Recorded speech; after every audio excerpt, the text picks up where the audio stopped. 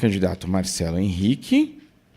E como o único candidato com quem o Marcelo ainda não teve uma conversa foi o Tiago Chico, do Solidariedade, eu peço que os dois se aproximem, então. Os senhores têm 6 minutos, por favor. Tiago, eu queria fazer uma pergunta para você, o seguinte.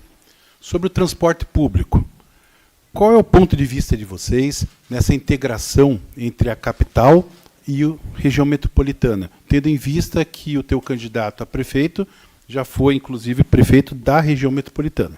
Exatamente. O Luizão Goulart ele já foi prefeito da ASSOMEC, que é a Associação dos Municípios, e esse é um ponto muito importante quando se fala do transporte, da mobilidade. O transporte público em Curitiba está sendo pensado independentemente, só o sistema de ônibus, e isso não vai mais resolver. É preciso pensar o sistema a mobilidade integrada, como o Gora falou, então é o sistema de ônibus, mas também pessoas que usam bicicleta, pessoas que usam a mobilidade elétrica, é o meu caso, que eu ando de patinete, mas pessoas que usam o transporte individual coletivo. Então, de início, a gente precisa pensar o transporte completo e incluir a região metropolitana. Luizão Goulart, enquanto foi prefeito de Pinhais, comentou que ele era prefeito durante o edital de contratação atual, que está vigente ainda, e a Prefeitura de Curitiba não dialoga, não houve diálogo com a Prefeitura de Pinhais e as outras cidades da região metropolitana, de forma que aquele contrato foi feito às escuras, fechado com muito pouca transparência. Então, uma das primeiras ações, a gente assumindo, a gente vai montar esse comitê para trazer a sociedade civil técnica, pessoas especializadas para falarem sobre o tema. O candidato da situação diz que aliás, ele contratou o BNDES para para desenvolver esse edital para o contrato do ônibus e passou para outras empresas que podem estar sofrendo lobby das empresas atuais, vão receber esse edital e vão entregar diretamente na mão das empresas para licitar. Quer dizer, não vai ter nenhum pensamento, nenhuma inovação, nada novo, simplesmente um novo contrato. Veja bem, eu gostaria de falar um pouco sobre essa questão também.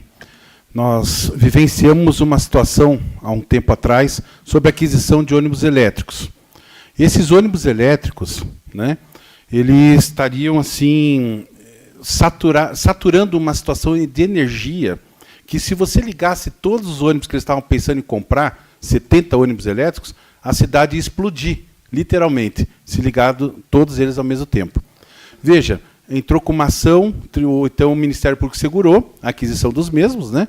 E mesmo assim eles compraram ainda 7 ônibus elétricos que circulam somente na região central de Curitiba.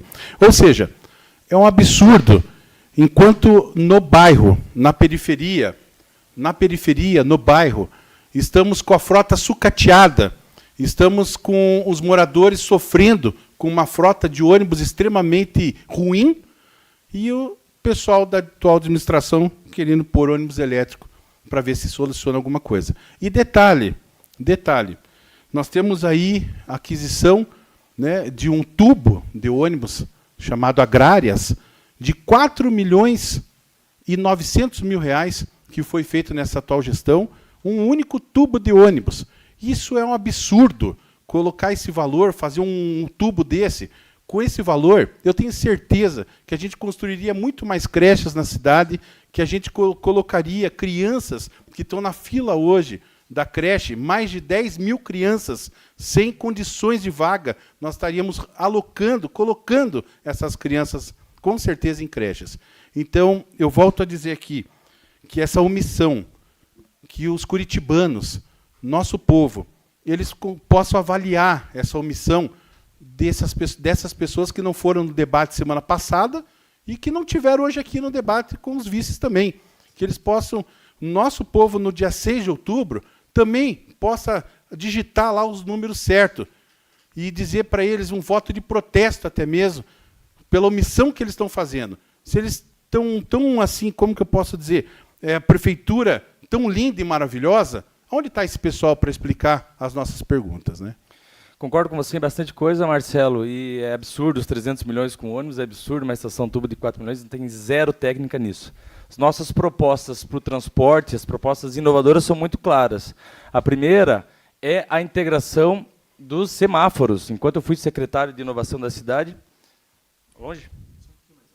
Quando eu fui secretário de inovação da cidade, eu investiguei quais eram os problemas para a gente fazer essa integração dos semáforos. Era preciso fazer a quebra dos protocolos dos semáforos e não teve vontade política, não teve dinheiro, desapareceu e não foi feita.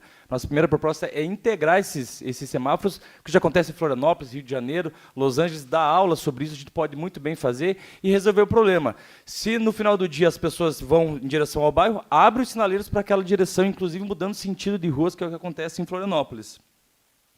Também, a gente vai repensar os ônibus amarelos, os ônibus convencionais. Eles trazem a população do bairro direto para o centro. Isso fazia sentido no passado. Hoje em dia, a gente consegue...